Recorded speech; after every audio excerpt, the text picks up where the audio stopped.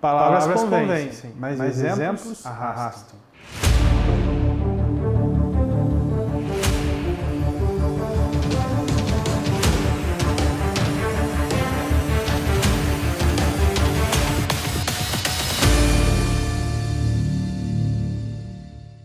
E aí, minha consagrada, meu consagrado, tudo bem com vocês? Espero que todos estejam bem, na paz do nosso Senhor Jesus Cristo. Tamo junto, hein?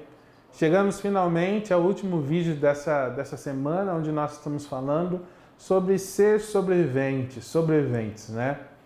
E aí você pode perguntar, mas pastor, tudo que você falou aí de ser um líder, de ser criativo, proativo, resiliente, isso tudo são palavras. Será que existem pessoas que já passaram por isso, que podem testemunhar que fizeram isso em um momento de caos e conseguiram ser sobreviventes? É claro que existem pessoas, e pessoas muito importantes, inclusive na história da humanidade. Um deles se chama Viktor Frankl. Frankl é um psiquiatra muito famoso. Ele é conhecido como o autor da terceira escola vienense de psicoterapia, chamada logoterapia.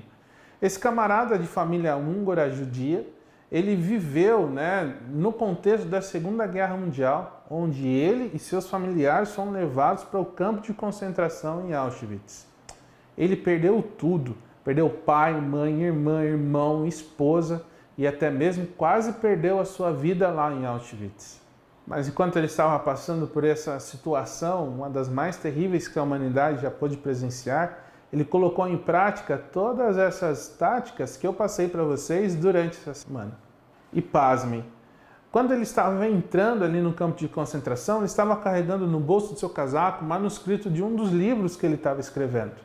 No momento que ele foi abordado pelo guarda, ele foi obrigado a deixar o seu casaco, perdeu o seu manuscrito e lá no campo de concentração, com algumas folhas de papel, ele começou a reescrever esse livro que ele estava carregando no bolso, que ele havia perdido.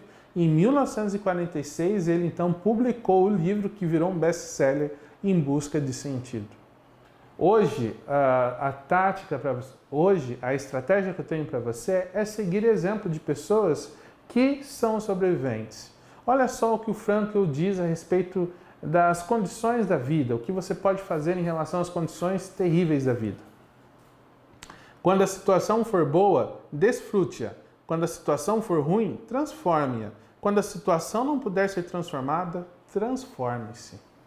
Interessante, né? A gente não pode fazer nada em relação ao passado que aconteceu, à situação que a gente não tem controle. Quando a gente entende que não pode fazer nada, nós podemos fazer sim. Podemos nos transformar, podemos nos reinventar.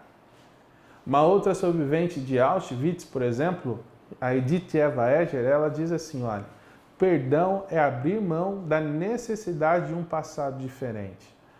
Ela está querendo dizer que não interessa o que aconteceu no passado, interessa o que você vai fazer daqui para frente, como um sobrevivente.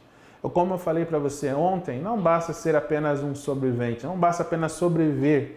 Você precisa abandonar muitas coisas para ser um vivente, para viver em paz, para viver bem.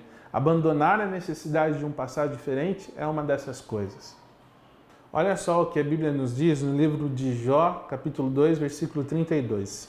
E há de ser que todo aquele que invocar o nome do Senhor será salvo, porque no monte de Sião e em Jerusalém haverá livramento, assim como disse o Senhor, e entre os sobreviventes, aqueles que o Senhor chamar.